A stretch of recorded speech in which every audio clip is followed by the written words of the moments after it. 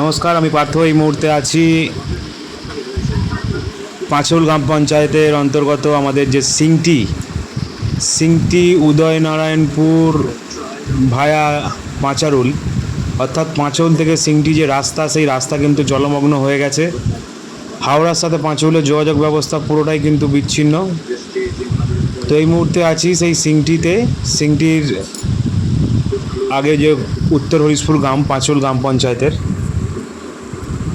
সেই পাঁচল গ্রাম পঞ্চায়েতের উত্তর হরিশপুরের এই মুহূর্তে রাস্তায় কিন্তু প্রচুর পরিমাণে জলোচ্ছ্বাস।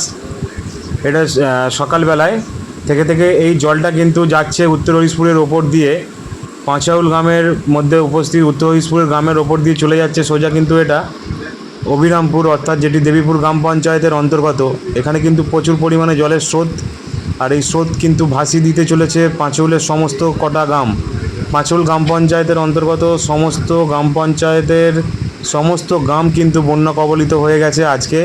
আজকে অর্থাৎ 19 তারিখ, প্রতিটা পঞ্চায়েতের অর্থাৎ উদয়নপুর ব্লকের প্রতিটা গ্রাম, প্রতিটা পঞ্চায়েত কিন্তু বন্যা কবলিত, বন্যা জল প্রবেশ করেছে।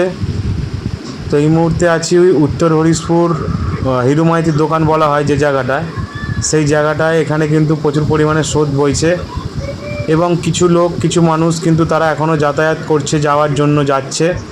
হাওড়া যারা কাজ করে তারা কিন্তু যেতে চাইছে, তারা কিন্তু জল পেরিয়ে তাদেরকে যেতে হবে জয়নগর পর্যন্ত। কিন্তু সেটা যাওয়া খুব চাপের ব্যাপার, কারণ জয়নগর থেকে পাঁচলগামী বাস বা যে কোনো বাস কিন্তু যাচ্ছে। দেখতে পাচ্ছ হরিশপুরের এই যে হরিশপুর কদমতলা, এই কদমতলায়ও কিন্তু থেকে জলের রেস প্রচণ্ড পরিমাণে বাড়ছে। যত বেলা বাড়ছে, যত বিকেল বাড়ছে, তত কিন্তু জলের পরিমাণটাও বাড়ছে এবং এর সাথে সাথেই কিন্তু ভয়াবহ বন্যার কবলে পড়ছে পাঁচল গ্রাম পঞ্চায়েত। তো আপডেট পাওয়ার জন্য চ্যানেলটা সাবস্ক্রাইব করে রাখবেন। ভালো থাকবেন।